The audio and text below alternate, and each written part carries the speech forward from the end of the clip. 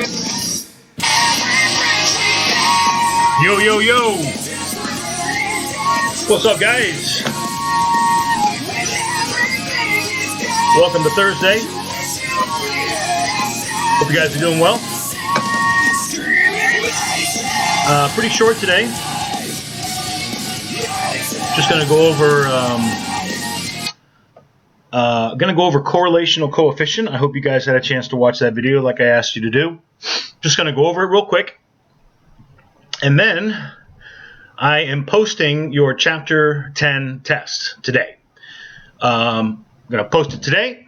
I'm going to go over it tomorrow. You have until sometime next week to try to get that turned in for me. So let's get rolling here. Let me fix these windows for us. All right. So correlational coefficient. It is a number that is between -1 and +1. Somewhere in between here. So it can never be less than -1, and it can never be greater than +1. So it's never going to be a whole number. It's always going to be a decimal. It could be -0.999 all the way up to +0.999. Or it could be 1 or -1, but never less than -1, never greater than +1. All right? Typically, you're going to see it as a decimal. Sometimes it may be +1, sometimes -1, rarely, but most of the time it's a decimal. Okay? The correlational coefficient in math is known by R. Just the lowercase r is the symbol for a correlational coefficient. Okay, so now you got two pieces of info. One, it's always between -1 and +1. Second, it's always known as the lowercase r. Okay? Third thing that you need to know. What is it? Well, first of all, the good news, we don't have to learn how to figure it out or calculate what the correlational coefficient is. All I need you guys to do is know what it means. And that's what we're going to talk about. So, what does it mean? Well, if you have some data, okay? So here's 0, 1, 2, 3, 1, 2, 3, okay? And let's say that our data points go like this. All right? If I were to draw a line of best fit, it would probably look something like that. Now, let's say down here, this is the number of sunny days that we get in a week. Okay? And on the y-axis, we'll just say that how many times the beach has a lot of people. We'll just use that. We're just making stuff up. It doesn't really matter. So here's what you notice. The more sunny days that we have, obviously, the more days we're going to have a crowded beach, right? We can see that line going up. The correlational coefficient, what it does is it shows a relationship, whether a positive or a negative relationship, between two different variables. In this case, sunny days and how many days was the beach crowded. In this case here, if we calculated the correlational coefficient, we would see that it's going to be pretty close to 1 for 1, or +1. So a slope of 1 would give you a positive correlational coefficient. So let's say that this correlational coefficient is 0.94. Okay? So what does that mean?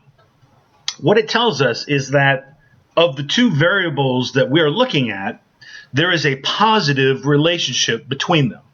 Okay?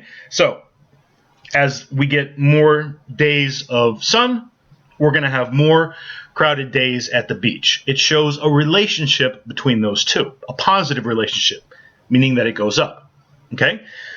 So, one important thing to note, it doesn't indicate causation, meaning that what this is saying is that there's a relationship there, but we can't say that it's one thing is causing something else. That's beyond the scope of statistics. So we can't say that sunny days cause more people to go to the beach. They could be bored. Whatever. There could be all kinds of reasons that someone goes to the beach. So it doesn't say causation. We can't say, oh, this causes this to happen. But we can say there is a relationship. And in this case, a positive relationship. Okay? So, just to give you an idea, here's correlational coefficients. Okay? Remember, it cannot go past +1 or -1. But it can be anywhere in between these two arrows, if we were to graph it, for example. All right? So this right here is r equals 1. It's a perfect 1-to-1 correlation. And here is a perfect negative correlation. So what would a negative correlation be? All right, you could say the number of hours someone spends on a video game compared to how good they do on a test instead of studying. So the more hours they play in a video game, the test scores are probably going to go down. That would be a negative correlation. All right? So correlational coefficient can be anywhere between -1 and +1. If there's no correlation whatsoever, it's going to be 0. It would be straight across the x-axis like that. R is 0. Anything above 0 would be positive, obviously, because it's a positive-looking graph, and anything below would be negative. Okay? So guys, that's really it about correlational coefficients. 1, it's a number between -1 and +1. Can't be any lower than -1 or higher than +1. 2, it's always indicated by the small case r.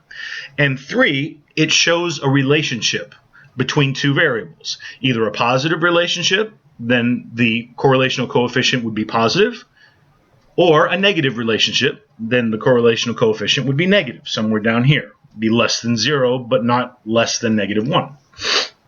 And the last point that I want you guys to remember, it does not indicate causality. We can't say that this causes something else. That's not what a correlational coefficient does. It just shows that there is a relationship. Okay? That's it. That's all I need you to know about correlational coefficients. Now, for the test, it is on all of Chapter 9. And let me tell you specifically what it's going to be on. You're going to have two-way tables. So you're going to have to fill in the tables like we did last week. You'll need to know percentages from those tables. And there are some true-false questions about correlational coefficient that we looked at today, and also about residual plots. And we covered that a couple videos ago. So that's it for today. Good luck on your exam. Don't forget, we're going to go over the exam on Monday. Tomorrow, we're just going to do a short review day.